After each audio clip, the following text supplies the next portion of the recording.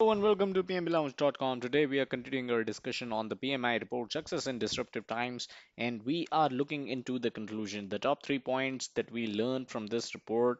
Again, this is one of the most beautiful reports that we have covered in the recent past, and I'd highly recommend you go over the videos of this report because it is extremely important in terms of what is happening in the project management industry, in terms of you staying up to date with the trends and how these are disruptive times and how you in your career as a project manager can succeed. Of course, this report is available on the PMI website, pmi.org, for free for everyone. No copyrights infringement intended, all copyrights acknowledged. I'll share the direct link here. I'll share this link in the description below so you can go over, download your own copy. We have covered a lot of what is very important, a lot of that which is important in this report we've already covered in some of the videos, which I'm going to share the entire playlist in the description. You can go over our previous videos. And today we are looking into the conclusion, what we have learned out of this report. This is an important paragraph to begin with. Few would dispute that we live and work in a complex world. Organizations are facing heightened competition and ongoing disruption from the exponential technology, market shifts, and social change. So these are three important things, right? The technology, the market shifts, and social changes. Now, no longer is success driven by any one single factor. It requires multiple factors. Smart organizations understand that proven project management practices lead to greater success and less waste. They give support, stay focused, and deliver results by. And these are the 3 points by which the smart organizations, the champions, are delivering projects at a higher rate, at a more successful rate than others. Number one is investing in actively engaged sponsors. Now, this line is important. Effective project sponsors use their influence. So the project sponsors who are effective, right? Who are not those who give in the money required for the project and then go to sleep. No, the project sponsors who are effective, they use their influence within the organization to actively overcome challenges by communicating the project's alignment to strategy of the organization, that is right. So your project needs to be aligned to the organization strategy. There is no better person to sell this point than the project sponsor, removing roadblocks and driving organizational change. So, the higher management, the sponsor of your project, the executive sponsors, they need to be invested actively in your project, right?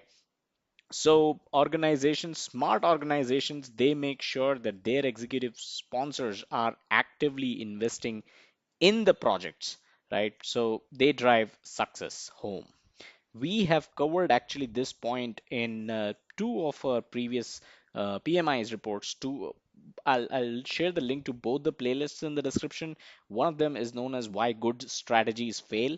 The other one is Capturing the Value of Project Management. And both these reports highlighted the fact that the executive sponsors need to be active, need to understand the value of project management, need to be invested actively in the projects of the organizations. They need to ensure that the projects the organization is working on are aligned with the overall strategy, overall alignment.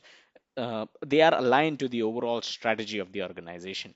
Number two is controlling project scope. Now, one of the important lines here is they report. So these are the organizations, the successful organizations, right? So successful organizations report meeting more of their objectives and profit from future opportunities by establishing feedback loops with the customer. This is important. Feedback loops with the customer.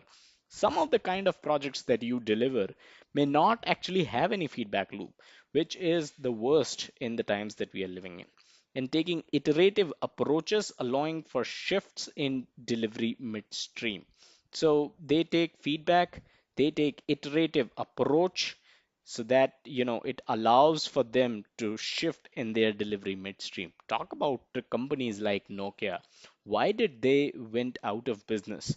They went out of business because they didn't took the feedback from the customer, a customer who was looking for a smartphone during that time. That is when Nokia kept delivering dumb phones, and people just got fed up and they moved to other platforms like Android and iOS when they came in. So you have to take the feedback, you have to follow iterative approaches so that you can deliver what the customer is looking for, and you can control the project scope. You can control your scope, you can define your scope in a way which is favorable to the end customer. And third point is growing value delivery capabilities. Right now, this is entirely important. This talks about one of the reports that we have already discussed, which is achieving greater agility. I'll share the link to that report as well, the videos that we have done on that report in the description, the entire playlist. We talked about in the achieving greater agility report, it basically talks about how organizations need to make use of different models of project delivery, and this is what it is saying here: growing value delivery capabilities. Organizations with mature capabilities have the ability to minimize risk, control costs, and are better able to adapt to changing market conditions. They make use of all approaches.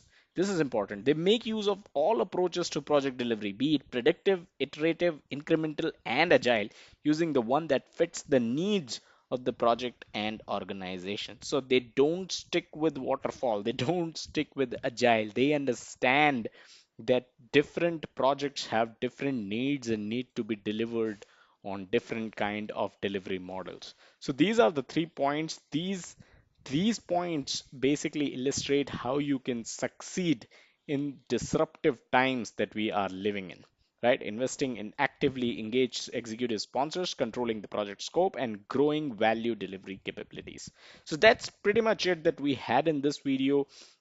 Hope you were able to follow. Hope you learned something from this report. Hope you were able to increase your knowledge of what is happening in the project management industry. Subscribe to this YouTube channel if you haven't done so already. Check us out on our social media: facebook.com/pmplounge and twitter.com/pmplounge. You can send your queries at pmplounge@gmail.com. And don't forget to visit the website pmplounge.com, your number one free resource for PMP certification and project management industry information.